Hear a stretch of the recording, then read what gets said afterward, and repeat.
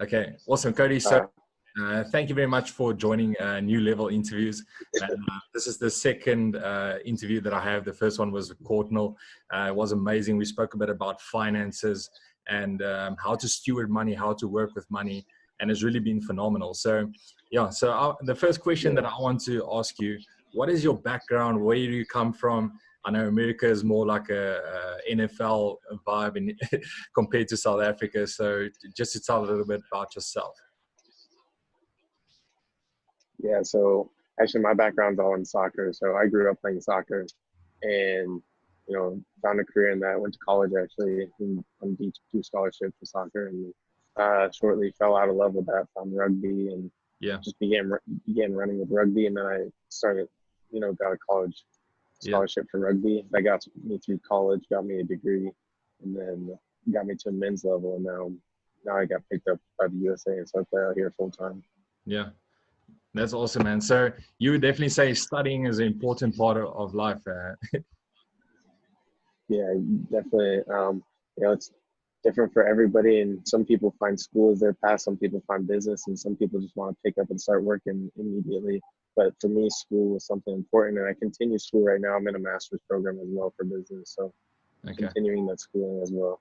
Yeah, no, that's awesome. Yeah, because I think a lot of people have the mindset of they stop learning, and once you stop learning, you stop growing, and once you stop growing, the opportunities minimize as well. So it's a very difficult space to find yourself in, really focusing on where you want to go and what you want to achieve in life. So I know you said you've been focusing more on the soccer, but let's say if you had to compare NFL to rugby, would you still put the rugby above the NFL? Have you tried NFL before there in USA? No, I actually haven't played any football in my life before, any American football. Okay, no, that's good, man. So you chose the right option. Yeah. That's awesome, man. And how long have you been playing rugby for? So this is going on my 7th year. Okay. I started when I was 19, and now I'm 26. Okay, no, that's awesome, man. And then what is your biggest setback ever been? Like something that's put you back way back and you thought, okay, well, man, how am I going to come out of this? Am I still going to play rugby? Have you ever had, let's say, a big injury or anything like that you've really worried and say like, well, man, maybe my rugby career is on the rocks at the moment. You haven't prepared yourself maybe business-wise, study-wise. How did you cope with that kind of stress, or how did you achieve breaking through that setback? Yeah, definitely. I think the most recent thing I would recall is I dislocated my thumb, and I was I had to get it reconstructed, and out about 6 months. And then the second game back, I broke my hand, and boom, right back into surgery again. So that was a huge, boom, coming back to playing, and then boom, we're back out again for 6 to 8 weeks. And so that was the biggest thing. But being able to keep a positive mindset, I think that's the most important thing about anything in the world, is a positive mindset, knowing that there's bigger and better things out there for you to do. And I haven't accomplished anything yet. So trying to get out there and trying to accomplish more in my life. And with that type of mindset, I'm going for everything in my life. I'm not letting anything set me back. Yeah, that's definitely important. I think a lot of people as well, they struggle with the mindset thing. And I think that's definitely an identity problem. When I reflect back on my rugby career as well, then it was more of a space. My identity was in rugby. And then once your identity is only in rugby, then you struggle to keep your mindset strong, because then you start worrying and the panic and everything comes in. And whilst looking at the injury and the difficulty you had to face during that, life after rugby, is it a more stress, a fear for you, or is it something that you actually can say, well, I'm excited and I'm prepared for life after rugby? Not maybe 100% where you want to be right now, but you have the end vision in mind where you want to be.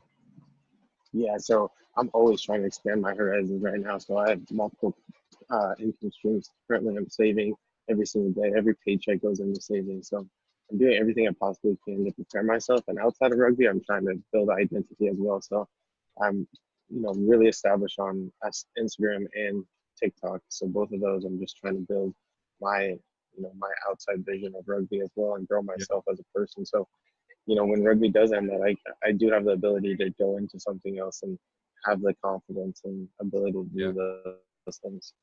Okay, that's awesome. And then for let's say the younger guys who just come into the rugby pitch and they start earning some good money or above than the normal school pocket money that they would get. Yeah. What tips would you give them coming in the rugby environment? How to work with their money, because they tend to be very flashy. They want the expensive cars, the Yeah. expensive houses. Instead of focusing and leveraging of other opportunities, maybe looking at sponsors and helping them to put them in a better place and actually work smarter.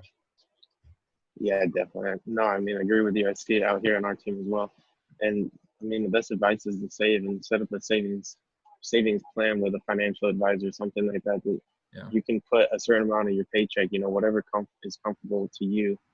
I put away 25% of my military paycheck into a savings or into a Roth savings plan, which, you know, re- gives me reoccurring money every single month. So it's building right now, and it's a good amount in there. And then I have a couple stocks, stock options, and then there's other business incomes as well. So you always have to keep your mind open and remember, like, all this flashy stuff is like you're spending money on stuff to make yourself look better, but really you're not looking out for your own future and for yourself. So look out for yourself first, and then yeah. those things will come eventually.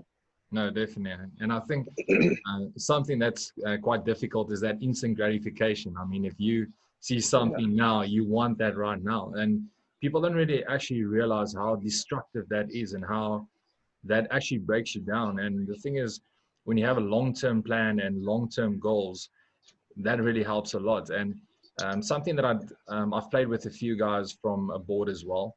And I must say something that was much different compared to us and compared to them was like the mindset thing. And I just think like, man, how do you guys set goals at times? I think you guys probably have like a 5-year or 10-year plan. And that has really inspired me to not just focus on the short term, but actually look at the longer term things. What on goal setting specific, what is like, let's say a short tip that you can give the guys on goal setting in a frame of in rugby, but also on a part of preparing for life after rugby? Because a lot of guys, they think, okay, well, I've done my training, I get home, I want to play some Xbox, I want to have some fun, yeah, FIFA against the friends. But actually that time is the time you can use to um, really work on your craft and work on your plan B and other streams of income as well. yeah. I mean, this is the most important part of your life, to be honest. That when you're in this part of your career, because you have the most status and the biggest ability to reach out to people, and people will respond. Very likely respond to you and want to give you help because of where you are and what you're doing in life. So this is a Yeah, really good time to like reach out to those people and continue building those goals with goal setting. I've got my 2, 5, 10 years, and a lot of that is like, I'm trying to play rugby for the next 5 to 8 years. So yeah. a lot of my goals is rugby, but beyond that, I've got business plans. I've got things going into plan right now, and I got things I'm working on. So, you gotta make sure that you're taking care of yourself all the time.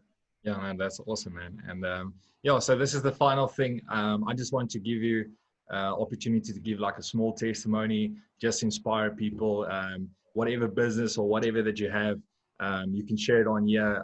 Put the hashtags out there, and I'll post it on my social medias and things as well. And I really want to create a community of rugby players worldwide, and to make sure that everyone pulls together. Like even the day when they hang up their boots, I just want to make sure that people can connect with one another and support one another and encourage other to achieve their own personal dreams. Yeah, yeah, that'd be great. So, just want to say, if you want to follow, get some extra inspiration. If you ever want to reach out, find me on Instagram at codymelphy rugby. Also on TikTok at codymelphy. Find some funny videos there as well, and I always respond. So send messages, ask me about my life experiences, and follow it because there's some good stuff on there. I put out some good quotes, and I give away a lot of stuff too. So go follow. 100%. Just remember me in the next giveaway. I will every time. Okay, cool. 100%, brother. Man, I want to really thank you for this interview, and good luck with the travel and the teammates, and enjoy the game, man. Yeah, man, appreciate it. Thanks a lot, Cody. Cheers, man. I'll see you. Cheers, bye.